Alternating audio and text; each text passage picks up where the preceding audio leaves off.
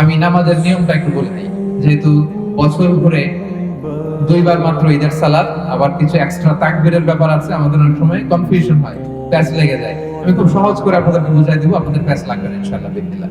ঈদের এই যে 2 রাকাত নামাজ, এটা পড়া হচ্ছে ওয়াজিব হানাফি মাযহাব অনুযায়ী, আমরা এখনই আদায় করব ইনশাআল্লাহ। তো এই 2 রাকাত নামাজে এক্সট্রা 6টা তাকবীর দিতে হয়। কয়টা? 6টা।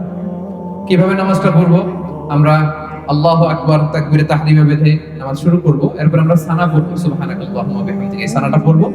এই সানা পড়ার পরে আমরা 3টা অতিরিক্ত তাকবীর দিব প্রথম রাকাতে। হ্যাঁ, এই দেখেন আমার দিকে তাকান। আল্লাহু আকবার বলে হাত ছেড়ে দিব, আল্লাহু আকবার বলে হাত ছেড়ে দিব, আল্লাহু আকবার বলে হাত বেঁধে দেব। 3টা অতিরিক্ত হয়ে গেল। সূরা ফাতিহা পড়বো, আরেকটা সূরা মিলাবো, রুকু করব, 2 সিজদা করব। প্রথম রাকাত শেষ। প্রথম রাকাত। দ্বিতীয় রাকাতের জন্য দাঁড়ালাম, দাঁড়িয়ে সূরা ফাতিহা পড়বো, ইমাম সাহেব সূরা ফাতিহা করবেন, এরপর আরেকটা সূরা মিলাবেন। এরপর রুকুতে যাওয়ার আগে অতিরিক্ত 3টা তাকবীর আমরা পড়ব।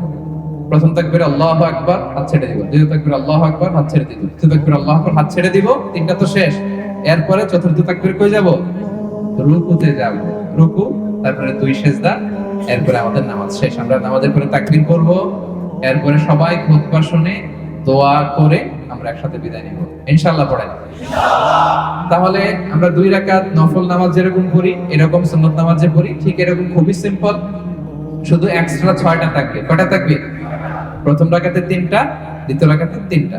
প্রথম রাকাতে তাকবীরে তাহরিমার পরে সানা পড়ার পরে 3টা, আর দ্বিতীয় রাকাতে ফাতিহা আর একটা সূরা মেলানোর পর রুকুতে যাওয়ার আগে 3টা। সহজ না কঠিন? প্রথম রাকাতে সানা পড়ার পরে সূরা ফাতিহা শুরুর আগে 3টা, দ্বিতীয় রাকাতে সূরা ফাতিহা আর একটা সূরা মেলানোর পরে রুকুতে যাওয়ার আগে 3টা। পারা যাবে তো ইনশাআল্লাহ।